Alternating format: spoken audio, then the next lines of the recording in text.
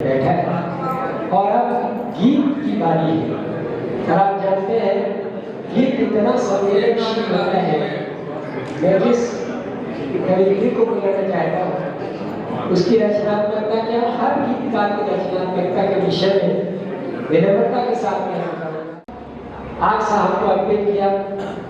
मैं इतना ही कहना चाहूँगा, ये न समझो गीत लिखने की मुझे लत पड़ गई है या विरह में गुनगुनाने की ही आदत पड़ गई है।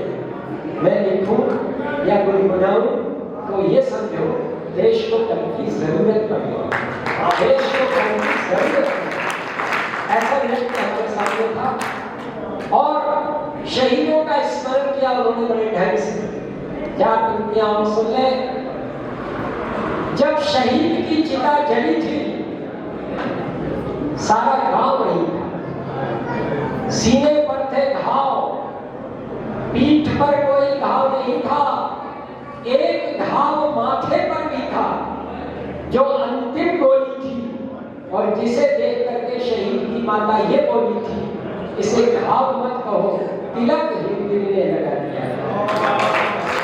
एक घाव माथे पर भी था जो अंतिम गोली थी, जिसे देख करके शहीद की माता ये बोली थी, इसे घाव मत कहो तिलक हिंदी ने लगा दिया है। सोया मेरा लाल किंतु भारत को जगा दिया है, सोया मेरा लाल किंतु भारत को जगा दिया है। जागरण का गान कभी हो रहा। लेकिन मित्रों, कुरुक्षेत्र में पांचजन्य का शंखनाद ही शायद इसलिए किया जाता है कि वृंदावन में गूंजती हुई बांसुरी की ध्वनि सलामत रहे। कवि सम्मेलन के मंच के परिदृश्य को परिवर्तित करते हुए मैं उस कवित्री को आवाज दे रहा हूँ जिसकी सरस्वती वंदना से आज के कार्यक्रम का मंगलाचरण हुआ था। और आप सबको सुनाता हूँ ये पंक्ति। अजनबी पेड़ों के साए में मोहब्बत है बहुत, घर से तो निकलो ये दुनिया खूबसूरत है बहुत। अजनबी पेड़ों के साए में मोहब्बत है बहुत, घर से तो निकलो ये दुनिया खूबसूरत है बहुत। सात संदूकों में भर के दफन कर दो नफरतें, आज दुनिया को मोहब्बत की जरूरत है बहुत, आज दुनिया को मोहब्बत की जरूरत है बहुत। तो प्रीत की कवित्री शशि श्रेया।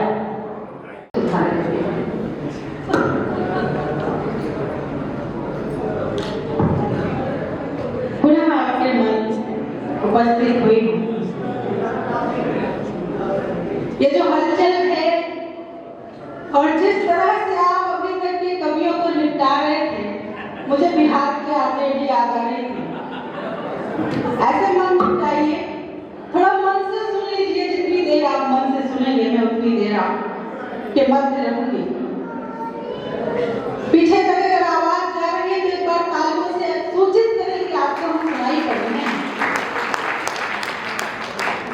देखिए, कविता का मानक तालियां नहीं होती हैं, किंतु हम यहाँ से क्या कह रहे हैं, हमारे भाव आप तक पहुंच पा रहे हैं या नहीं पहुंच पा रहे हैं, इसकी सूचना आपकी तालियां भी हम तक पहुंचाती हैं। तो यदि मेरे भाव आप तक पहुंचे तो तालियों से मुझे आशीर्वाद देते रहिएगा, मेरा संबल बनते रहिएगा। मंचस्थ श्रेष्ठ लोगों की उपस्थिति को एक बार पुनः प्रणाम करती हूँ। यहाँ से मेरे परिचय में कहा गया है कि मैं गीत पढ़ती हूँ, प्रेम और मनोहार की बात करती हूँ। अभी देवेंद्र राज यहाँ से इतना चीख चीख कर देशभक्ति पढ़कर गए हैं, मैं इतना चिल्ला दूं मेरी सांस वापस नहीं आएगी भाई साहब। एक बार इनके लिए तालियां बजा दीजिए। ये कह रहे थे देश का युवा भटक जाता है जब वो प्रेम में होता है। मैं भी यही बताना चाह रही हूँ, फिर आप तक पहुँचती हूँ सुनना। बस एक निवेदन करती हूँ कि मेरी पंक्तियां यदि आप तक पहुँचे तो मुझे निवेदन न करना पड़े। इस कार्यक्रम को प्रारंभ कर लीजिएगा, संभाल लीजिएगा, क्योंकि आप अच्छा सुनेंगे तभी ये कार्यक्रम शिखर हो सकता है। एक हाथ से ताली बजती नहीं है कि नया बादल बनाए जा रहे हैं, नया बादल हृदय घायल बनाए जा रहे हैं। मोहब्बत कर लिए तो होश आया, मोहब्बत कर लिए तो होश आया कि हम पागल बनाए जा रहे हैं। मोहब्बत कर लिए तो होश आया कि हम पागल बनाए जा रहे हैं। ये पागलपन ऐसा है, यहाँ पर हम प्रेम में पढ़ तो जाते हैं किंतु समझ नहीं पाते हैं। कुछ युवा साथियों की भी उपस्थिति है, तब 4 पंक्तियां आपको सौंपती हूँ, फिर प्रेम के पर्याय की बात करती हूँ। इस शब्द में खुलती खिड़कियां कायल बना देंगी तुम्हें। जितने भी युवा साथी हैं वो समर्थन करें। शब्द में खुलती खिड़कियां कायल बना देंगी तुम्हें। शोखियां अंगड़ाइयां घायल बना देंगी तुम्हें। शोखियां अंगड़ाइयां घायल बना देंगी तुम्हें। ऐ नए लड़कों समझ जाओ तुम्हें है मशवरा, ये गुलाबी लड़कियां पागल बना देंगी। ये बात देवेंद्र की लिए थी। प्रेम के पर्याय बदल गए हैं। प्रेम है क्या? इस तरह से मुस्कुरा के मिल रहे हैं, ऐसा लगता है कि बिछड़े मिल रहे हैं। गजल ऐसे नहीं सुनी जाती है साहब, वाह करनी पड़ती है। एक बार वाह करके बताइए कि आप गजल कैसे सुनते हैं। इस तरह से मुस्कुरा के मिल रहे हैं, ऐसा लगता है कि बिछड़े मिल रहे हैं। दुख नहीं है ये कि मुझसे दूर हैं, दुख तो ये है वो सभी से मिल रहे हैं।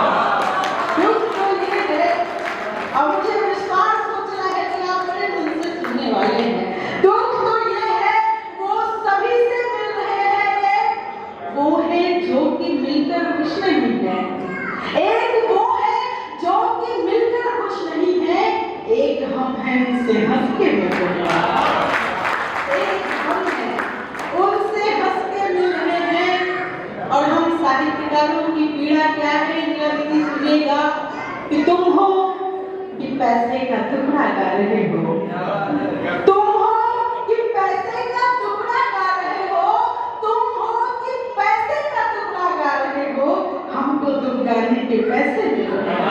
तुम हो टुकड़ा गा रहे हो, हमको दुख गाने के पैसे मिल रहे हैं। और किस प्रेम की बात करूं जब प्रेम बदल गया है। वरिष्ठ और प्रबुद्ध लोगों की उपस्थिति है कि प्रेम पूजा है अगर कोई ये बताओ। मेरी बहनों के सिर पर पड़े आंचल को देख लीजिएगा, आपको प्रेम के संस्कार समझ में आ जाएंगे। प्रेम पूजा है अगर तो ये बताओ नालियों में किसके बच्चे मिल रहे हैं। प्रेम पूजा है अगर तो ये बताओ।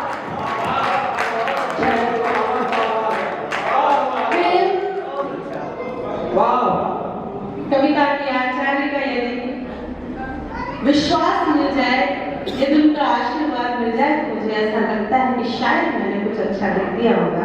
प्रेम पूजा है अगर तो ये बताओ नालियों में किसके बच्चे मिल रहे हैं। 4 पंक्तियां और फिर बीच तक की यात्रा तक आपको पहुंचाऊंगी कि झूठ कहने से मुकरना चाहिए था। इस बार तालियां वहां तक चाहती हूँ कि झूठ कहने से मुकरना चाहिए था, कम से कम ईश्वर से डरना चाहिए। कम से कम एक फिल्म आती है सैयारा और हमारे देश के युवा वहां बुलाड़े फाड़ कर होते हैं कि झूठ कहने से मुकरना चाहिए था, कम से कम ईश्वर से डरना चाहिए था। प्रेम कहकर वासनाएं जी रहे हो, आपको तो डूब मरना चाहिए था। प्रेम कहकर वासनाएं जी रहे हो, आपको मरना चाहिए था। और आइए अब अपने रंग में आती हूँ और बताती हूँ कि प्रेम कैसा होता है, प्रेम कैसा जीना चाहिए।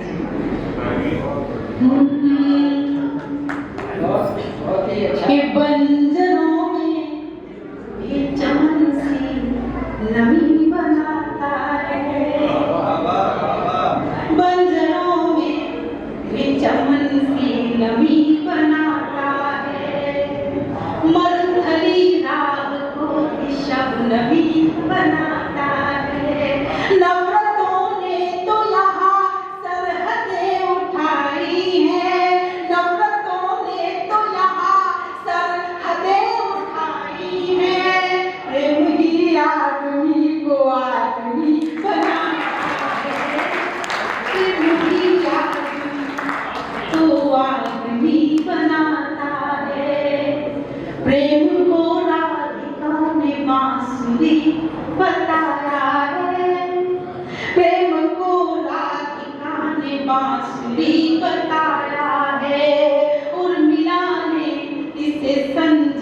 बनी बताया है। जानकी ने कहा कि प्रेम एक तपस्या है। जानकी ने कहा कि प्रेम एक तपस्या है और मीरा ने इसे जिंदगी बताया है। और मीरा ने इसे जिंदगी बताया है। पूरी कागज पे कलेजा निकाल सकती हूँ। समर्पण की पंक्तियां हैं। यदि कोई आपको ऐसा समर्पण दिखाए तो मैं कहूंगी कि उसको पढ़ने में बांध लीजिएगा कि कोरे कागज पे कलेजा निकाल सकती हूँ। मेरे गीतों में तेरा प्रेम ढाल सकती हूँ। बस इसी शर्त पर ये मांग से दूरी कर दे। बस इसी शर्त पर ये मांग से दूरी कर दे। मैं तेरे साथ तेरा घर संभाल सकती हूँ।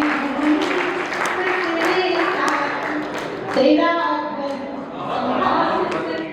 कम समय में अपना पाठ पूर्ण करती हूँ। ये लड़के क्या होते हैं, मेरी बहनों से भी ये गुजारिश है कि समर्थन कर दीजिएगा। आपके भाई, आपके बेटे, आपके पति का दुख अगर मेरी पंक्तियों में दिख जाए। चपल नयन मुखमंडल मयंक सम, चपल नयन मुखमंडल मयंक सम, रतियों में घुलते हैं ख्वाब जैसे लड़के। रतियों में घुलते हैं ख्वाब जैसे लड़के। जिम्मेदारियों के कंटकों में है घिरे परंतु खुशबू की खेलते गुलाब जैसे लड़के। खुशबू की खेलते गुलाब जैसे लड़के। दोनों हाथ जेब में जो डाल के हैं डोलते तो लगते हैं हिंद के नवाब जैसे लड़के। लगते हैं हिंद के नवाब जैसे लड़के। नयनों को देखो तो शराब जैसे लड़के। दिल को जो देखो तो किताब जैसे लड़के। दिल को जो देखो तो किताब जैसे लड़के। और हम लड़कियां हजारों का मेकअप कर लेती हैं इंदिरा दीदी, पर हम उतनी सुंदर नहीं लगती है जितनी ये एक जिम्मेदारी उठाने का संकल्प ले लेते हैं और खूबसूरत हो जाया करते हैं। चार पंक्तियां और सौंपती हूँ सुना कि चांद की चंदनिया से धुली धुली लड़कियां, सांझ के स्नेह से सवारे हुए लड़के, फागुनी फुहार के सजाए हुए रूप सभी, जेठ की तपिश के निखारे हुए लड़के। जेठ की तपिश के निखारे हुए लड़के। भाग्य से सताए गए, प्रेम में रुलाए गए, इसीलिए थोड़े थोड़े खारे हुए लड़के। इसलिए थोड़े थोड़े खारे हुए लड़के। ठान ले तो दुनिया के साथ युद्ध जीत लेंगे। करे करे नयनों पे हारे हुए लड़के।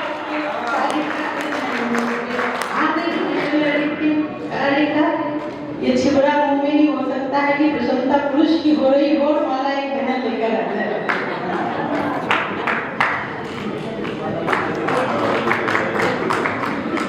बहुत आभार। एक बार ताली बजाइए।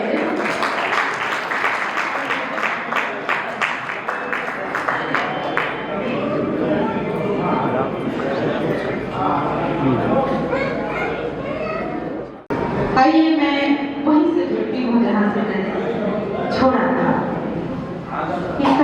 नयनों पे हारे हुए लड़के। और देवेंद्र, एक बात मैं इस पावन मंच से कहती हूँ, जब पुरुष प्रेम में होता है तो भटकता नहीं है।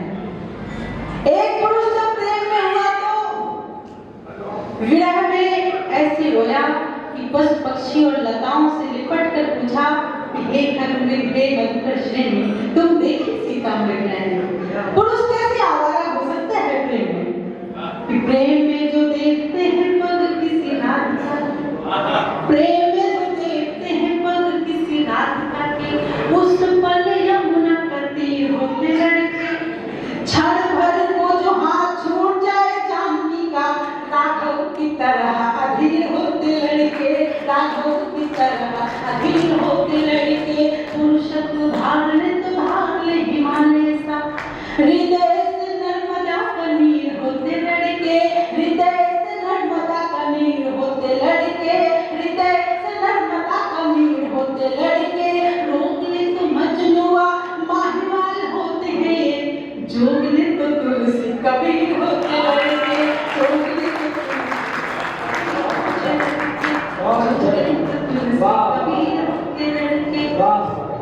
दिल की कश्ती भरे तूफान में उतर जाती है, इनसे टकरा के मोहब्बत भी निकल जाती है। भोले लड़कों को समझने की ना कोशिश करिए, जिंदगी इनको समझने में गुजर जाती है। आइए एक गीत पढ़ने का मन, मेरा एक गीत का मन आप बना दीजिएगा। जैसा अभी तक आपने नहीं सुना वैसे सुनकर बता देना, जिससे मैं छिमरा को जब भी यहाँ से आपकी आवाज आए तो मैं दौड़ी चली। एक गीत पढ़ती हूँ, मनहार का गीत है, मेरी बहनों की उपस्थिति है। निवेदन मात्र इतना कि अपनी तालियों की ताल से उस गीत के आनंद को दोगुना कर दीजिएगा। मैं गीत पढ़ती हूँ, 2 मिनट का गीत है, फिर अपना स्थान नहीं सुनना। जीवन का आधार तुम ही हो, मेरे साथ कदम में आ जाइए। जीवन का आधार तुम ही हो, जीवन का आधार तुम ही हो, सच पूछो तो प्यार तुम ही हो, मैं जिसमें बहती ही जाऊं, नदिया की वो धार तुम ही हो, नदिया की वो धार तुम ही हो, प्रेम नगर के तुम राजा और मैं रानी हो गई, मैं तेरी दीवानी हो गई, मैं तेरी दीवानी हो गई, हाँ तेरी दीवानी हो गई।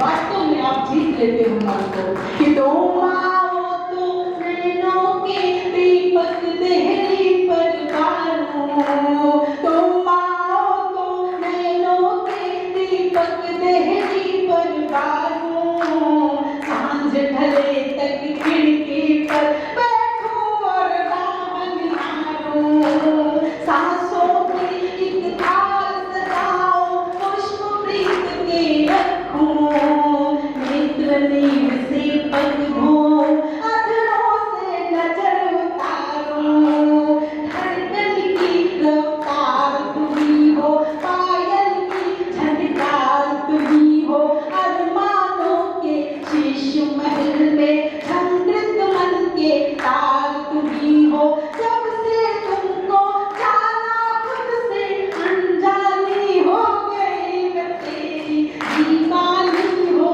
गई, मैं तेरी दीवानी हो गई। और एक कोमल सा बंद कि अंग में ले लो तो शर्मा कर सुर्ख कमल हो जाऊं, अंग में ले लो तो शर्मा कर सुर्ख कमल हो जाऊं, नैनों से छू लो मुझको तो ताजमहल हो जाऊं, हर्षाओं इतराओं महुआ से आंगन में महकूं, नाम पुकारो तुम मेरा तो गीत गजल हो जाऊं, नाम पुकारो तुम मेरा तो गीत गजल हो जाऊं, भावों का विस्तार तुम ही हो, रूप तुम ही, श्रृंगार तुम ही हो, भावों का विस्तार तुम ही हो, रूप तुम ही, श्रृंगार तुम ही हो, अरमानों के शीश महल में झंकृत मन के तार तुम ही हो, एक शरारत आंखों की है मुंहमाली हो गई, मैं तेरी दीवानी हो गई, मैं तेरी दीवानी हो गई। गीत का अंतिम बंद सौंपती हूँ और अपना स्थान लेती हूँ। ऐसा चाय वाले को तो कोई नहीं रोक सकता, इनकी तरफ ध्यान भी नहीं देना है।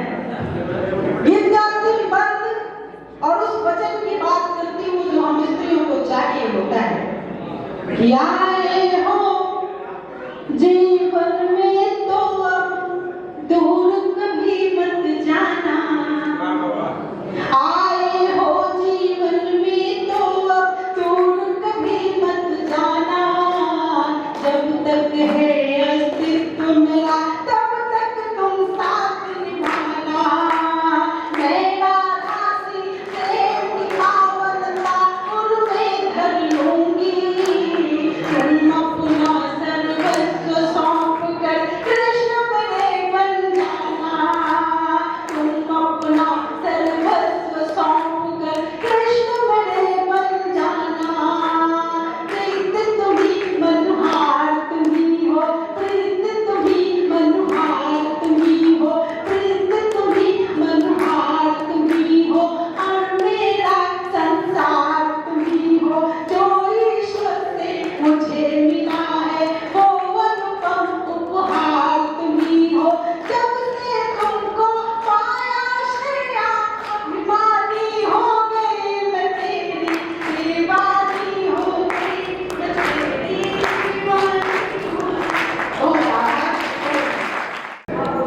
सम्मेलन में बहुत सी युवा कवियों को सुना है, उनके श्रृंगार गीतों को सुना है।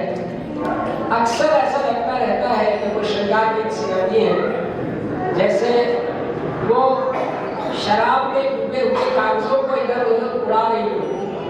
और आज श्रृंगार गीत सुनाने वाली इस कवित्री को सुनकर के ऐसा लग रहा था जैसे वो माँ शारदा के चरणों में हर श्रृंगार के पुष्प अर्पित कर रही।